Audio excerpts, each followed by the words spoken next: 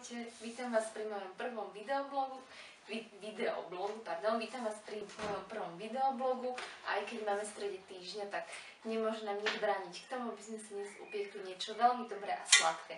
Dnes som si pre vás pripravila veľmi rýchly a jednoduchý koláčik, kde len všetko zoberiete, zmiešate, hodíte do rúry a máte to. Tak poďme na to.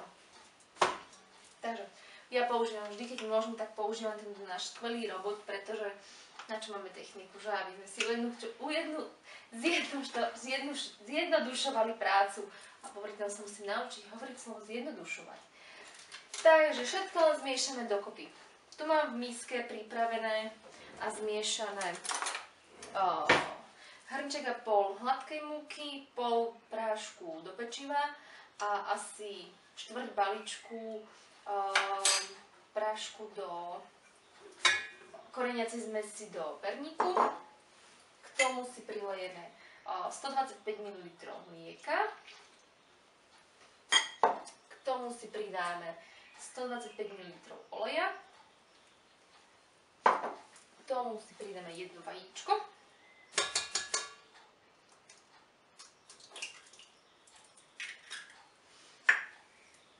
Pridáme si k tomu polievkovú lyžicu medu.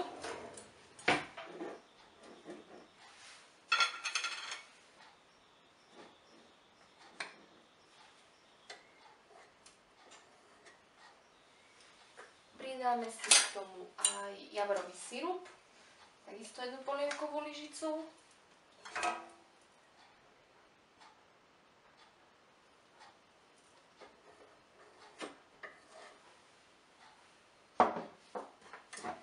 Asi pol tejto menšej zavaraninovej fľaštičky džemu. Tento je môj, to bol marhulový džem so škoricou a s bazálkou. Tak asi pol poháriku. A medzi tým sa nám rozohrieva rúra na 160 stupňov. Tento zbytok si necháme, keď nám koláčik vychladne, tak ho potom môžeme potrieť. A budeme si ešte roztopiť čokoládu na ňo, aby sme si spravili polevu. A ešte tu mám potom pripravenú zmes rozsekaných brusníc, mliečnej čokolády a vlašských orechov. Dobre, takže môžeme začať miešať. Mám pripravenú vynastenú tortovú formu, ktorá myslím, že 22. Ešte keď sme potrebovali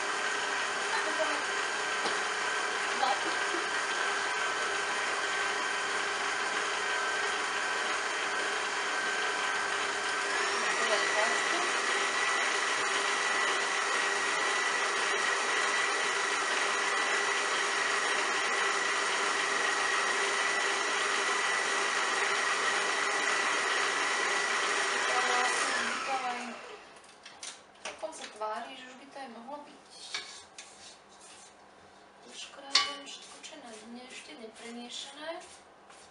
No, tu ešte trochu.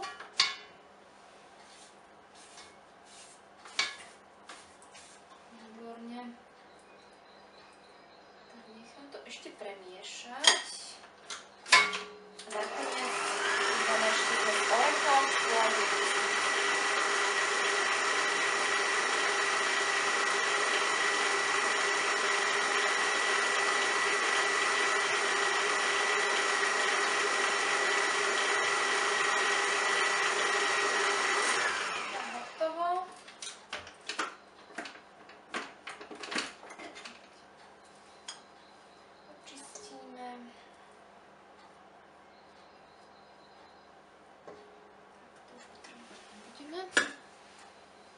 pridáme nakoniec zmes. Riadne premiešame.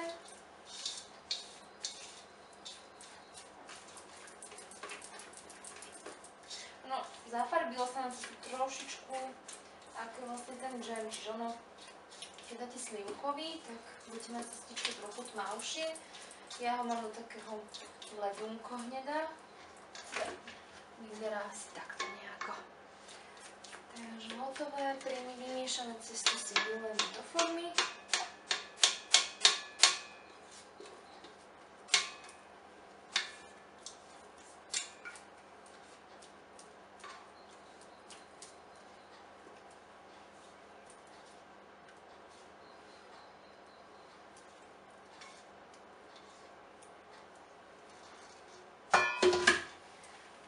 Rovnomerne rozotrieme.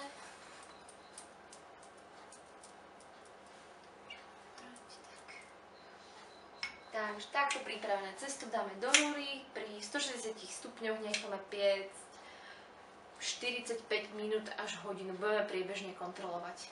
Po 45 minútach pri 160 stupňoch máme koláč hotový, ešte mám teda horúci, teda vyzerá asi takto nejako.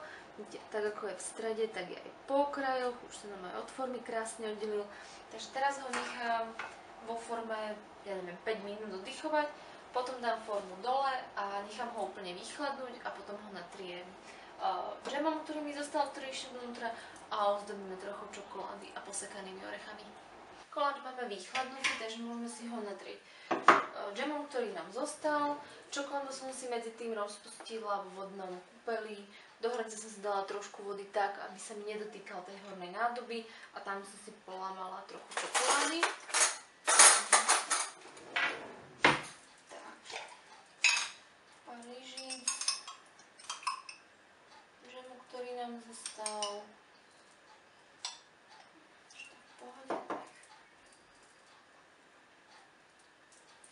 Rozotrieme až po okraji. Už si spomínam z toho, ako som varila ten džem pred 2 rokmi. Mňam.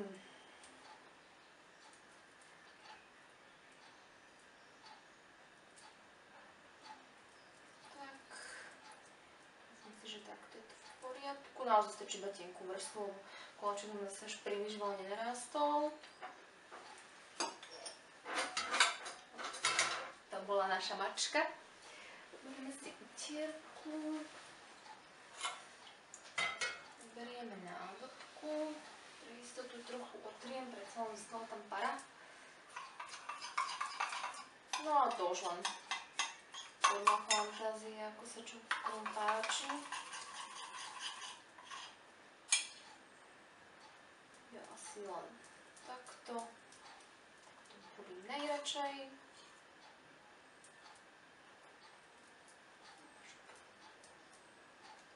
Hlavne sa nezašpiní, ako sa poznám.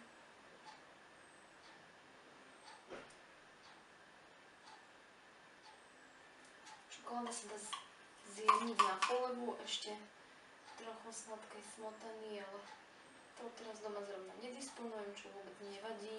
Aj keď ju máme trochu hutnejšiu, tak v konečnom dôsledku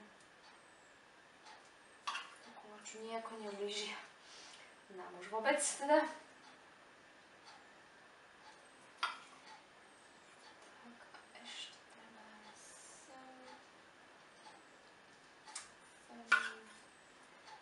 sem, výborné, to môžeme odložiť. A pár nasekaných orechov.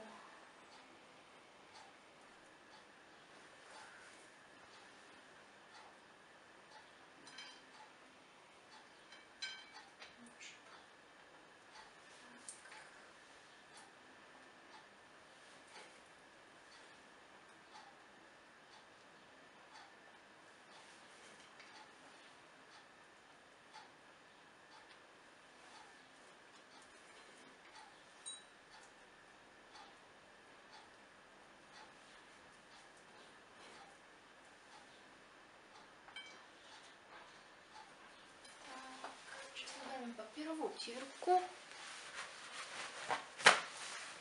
Tá je tá miera. Utriem, aby nám tam nezostali flaky. Tak, no. A náš týždňový perník je hotový. Myslím si, že to celkom spolu zvládli a ja teda dúfam, že môj prvý videoblog som nejako k úspechu zvládla a koláčik vám bude chutiť a budem rada, keď mi napíšete nejaký komentár, či sa vám páčilo, či sa vám nepáčilo, prípadne aký druhý videí by ste mali záujem. Ďakujem krásne za pozornosť, vidíme sa. Ahojte.